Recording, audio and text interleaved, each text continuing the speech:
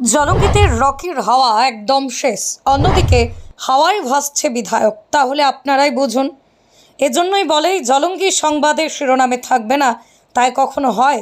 আজকেও ঠিক দুর্দান্ত খবর, জলঙ্গিতে বিধায়ক আব্দুর রাজ্জাকের হাত শক্ত করতে আবারও তৃণমূলের দক্ষিণ জন থেকে যোগ দিলেন সর্বভারতীয় তৃণমূল কংগ্রেসের একনিষ্ঠ তৃণমূল কংগ্রেসের কর্মীরা। কিন্তু এখানেই শেষ নয়, অনেক কিছু জানার আছে, জানাবো, সঙ্গে থাকুন। আপনারা জানেন জলঙ্গি ব্লকে তৃণমূলের মধ্যে মূলত দুটি গোষ্ঠী কাজ করত।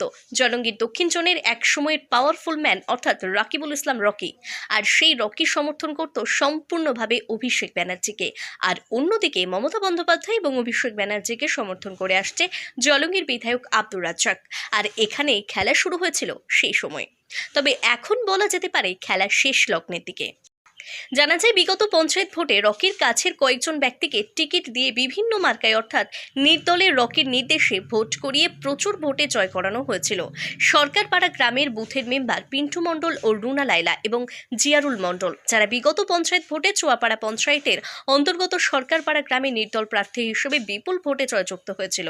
তবে এখন সকলে মিলে হিংসা মারামারি ভুলে কিভাবে এক ছায়াতলে থাকা যায় এই চুক্তি অটল রাখতে এবং জলঙ্গি বিধানসভার বিধায়ক তথা চেয়ারম্যান মাননীয় আব্দুর রাজ্জাক মহাশয়ের হাত শক্ত করতে এবং রাকিবুল ইসলাম রকির থেকে বেরিয়ে আব্দুর রাজ্জাকের হাত ধরে যোগদান করলেন কয়েকজন নির্দলের মেম্বার।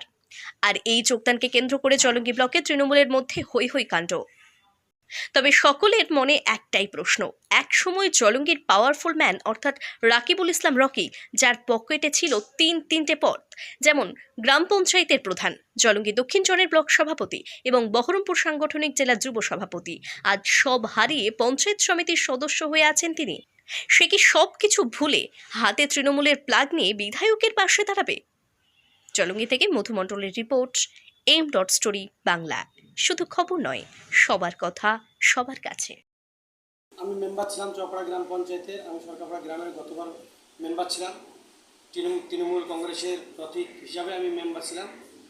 বিগত এক বছর আগে যে পুনরায় পঞ্চায়েত ইলেকশন হয়, সেই ইলেকশনে যেভাবে হোক ভুলবশত আমি টিএমসির সিম্বল না পাওয়াতে নির্দল প্রার্থী হয়ে যাই। নির্দল প্রার্থী হওয়াতে আমি কোনো বা আমার ভাবি দুজনে আমরা একই সরকারপাড়া গ্রামের দুজন প্রার্থী, দুজনে আমরা নির্দল হয়ে যাই। ভুলবশত, দলের একটা ভুলবশত যেভাবে হয়ে যায়, কিন্তু আমরা কোনো প্রচার করা না সত্ত্বেও সরকারপাড়া মানুষের ভালোবাসায় আমরা দুজনই আমাদের একই পরিবারে দুজনেই আমরা যথেষ্ট মানুষ ভালোবাসাতে আমরা অনেক ভোটে বিপুল ভোটে জয়যুক্ত হই। জয়যুক্ত হওয়ার পর এখন আমরা মমতা ব্যানার্জির আদর্শে এবং নীতিতে আমরা বিশ্বাসী। সেই হিসাবে আমরা আজকে জলঙ্গি বিধায়ক আব্দুর রাজ্জাক সাহেবের হাত ধরে আমরা যোগদান করলাম এবং মমতা ব্যানার্জির উন্নয়নে সামিল হওয়ার জন্য আমরা শপথ গ্রহণ করলাম।